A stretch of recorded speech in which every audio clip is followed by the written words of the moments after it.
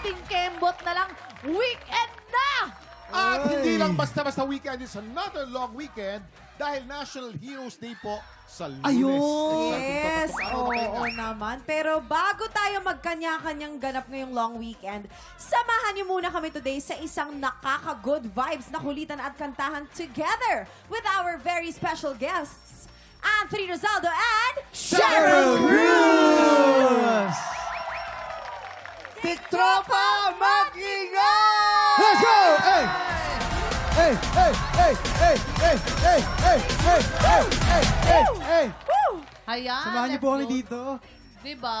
Grabe. Pabata naman ang pabata si Michelle. Oo, Hindi, nga. Hindi ko Parang makukuha sa vampire to- kagandahan. Parang vampire to si Miss Cheryl Cruz. Grabe. Yes, ano po?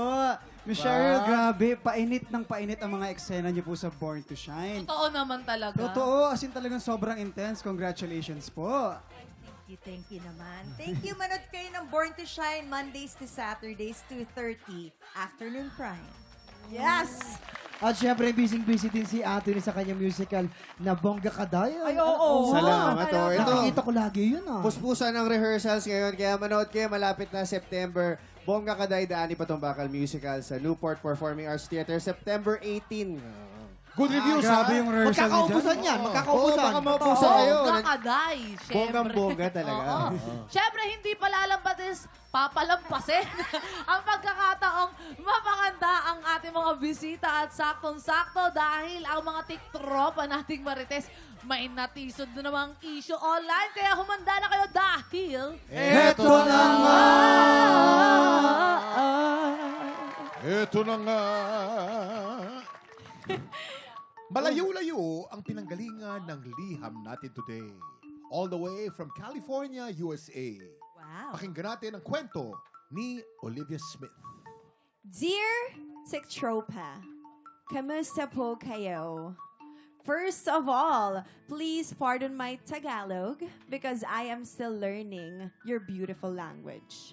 It's only been 2 years since I started learning, and it's all because of this poging guy I met during my vacation in Manila. Si Robert. Robert is so guapo, so mabait, and so kakilig siya always. He is not like the rest of the guys I met. Kaya naman, when he ligawed me and asked me to be his girlfriend, I said, oo. And even though we are in a very, very long-distance relationship, Robert and I made it work. I know in the Philippines, girls are supposed to be conservative and all.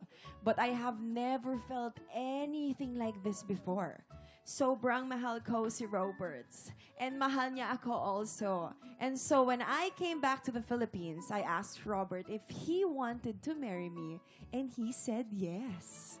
And so, Manila became like a second home to me. Ang ganda ng pagkaka-English ito. Kaya Fluent na nga. fluent. Fluent na fluent. Yes. Faith ah. Olivia, I feel you. I feel you so much, girl. And I'm so happy for you. I know it's difficult when you don't always see each other. Diba? LDR. Is this, ano? Yun Charot. na. That's why good luck to you and stay in love. And I am sure you will like this song, especially dedicated to you by Anthony Rosaldo. Yeah.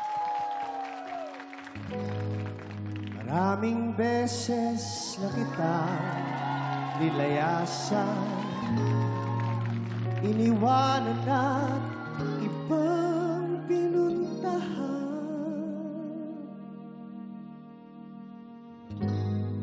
Parang babae, ang hirap talaga malimutan.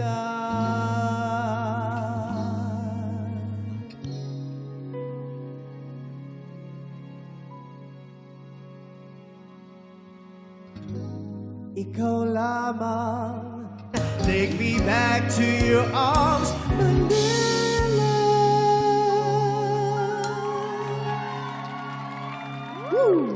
Grabe si Anthony. Iba yung Iba din talaga, no? Kahit yung boses niya may Oo nga. muscles eh. Robert! Yes, Robert and I started making our plans for our wedding. And I really thought I had finally found someone, my asawa. And then one day, I heard one of Robert's aunties say something that made my heart stop. Sabi ni Auntie, Karen, sa wakas, magkaka-green card ka na. And I was like, huh? Hala? And at first, I did not understand. But when I asked Robert about it, he finally told me the truth. He said that in the beginning, his plan was really to marry me so he could get a green card. I was so hurt. Masyakit talaga sobra. I felt like everything between us was a lie. But Robert told me that somewhere along the way, he really fell in love with me.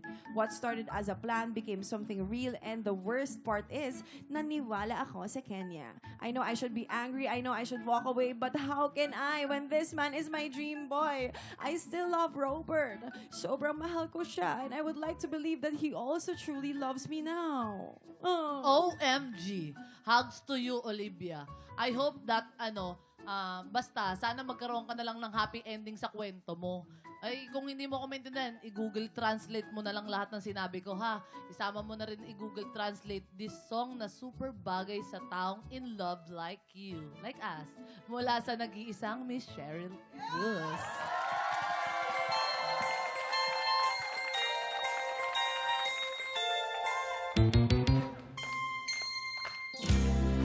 Ang isip ko'y litong-lito, di ko alam ang gagawin. Hirap ako sa paghuli ng iyong pansin. Boy ko!